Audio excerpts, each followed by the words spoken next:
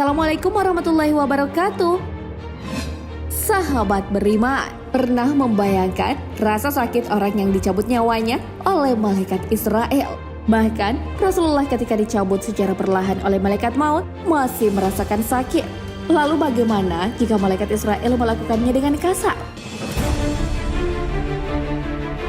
Pada hari kiamat nanti semua makhluk akan merasakan kematian, termasuk para malaikat. Tak terkecuali malaikat Israel. Setelah mencabut semua yang bernyawa, tibalah giliran malaikat Israel sendiri. Lalu apakah malaikat maut itu juga merasa sakit ketika mencabut nyawanya sendiri? Dapatkan jawabannya dalam video berikut ini. Nonton hingga akhir hanya di channel Islam Populer. Tapi sebelum lanjut, jangan lupa klik subscribe, like, dan lonceng notifikasimu untuk mendukung channel ini agar terus menyiarkan syiar Islam.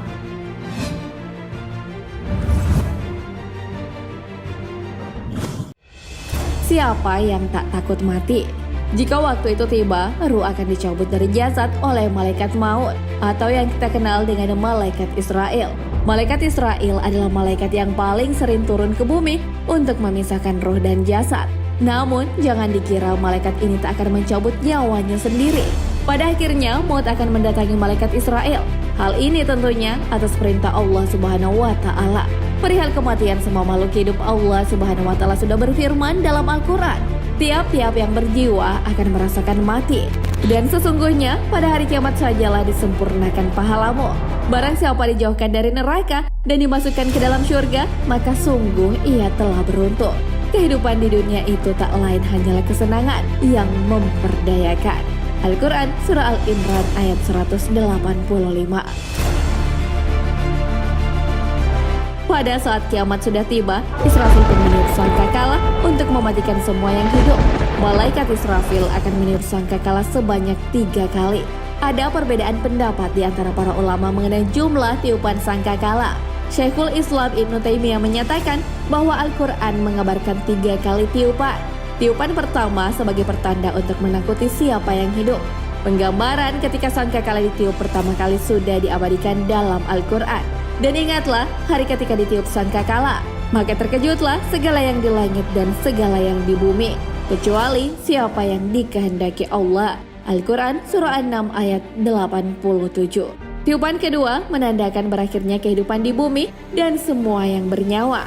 Tiupan ketiga membangkitkan semua yang tak bernyawa. Keduanya terdapat dalam firman Allah Subhanahu wa Ta'ala.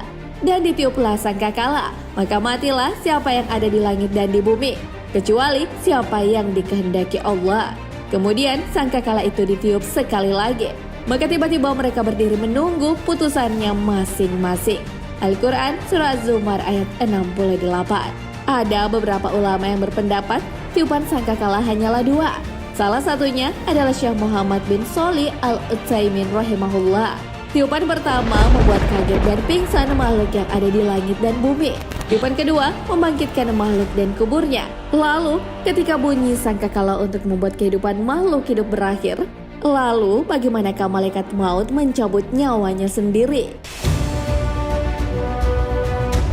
Ketika sangkakala sudah ditiup yang menandakan semua makhluk tak bernyawa lagi, yang tersisa hanyalah malaikat Jibril, Israel, Israfil, dan Hamalatul Arsy.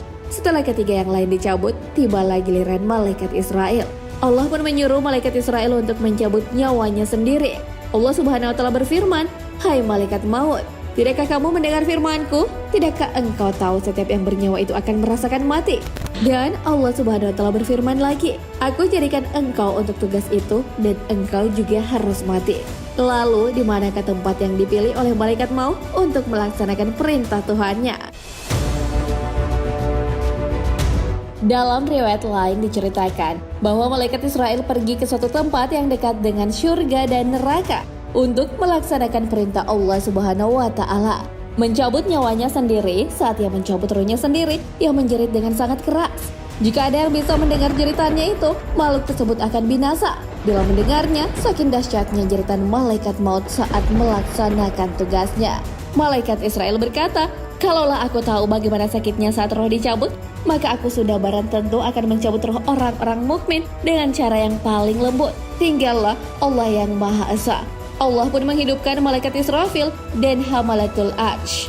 Israfil pun diperintahkan untuk menaruh sangkakala di mulutnya agar berjaga-jaga untuk meniupnya kembali apabila diperintahkan.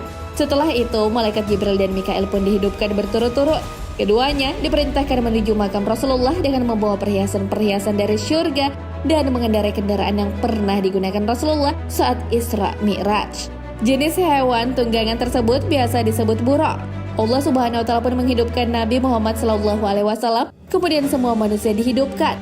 Setelah dibangkitkan, manusia pun berjalan menuju Tuhannya dalam keadaan telanjang. Penggambaran manusia ketika dibangkitkan sesuai dengan hadis yang diriwayatkan oleh Abu Hurairah. Semua manusia keluar dari dalam perut bumi dalam keadaan telanjang bulat, berjalan menuju Tuhan mereka. Kemudian mereka berhenti di suatu tempat selama 70 tahun. Dan Allah Subhanahu wa Ta'ala membiarkan mereka. Hanya isak tangis, banjir air mata, hingga sampai mulut manusia itu sendiri. Hadits riwayat Bukhari. Demikianlah yang terjadi pada saat itu.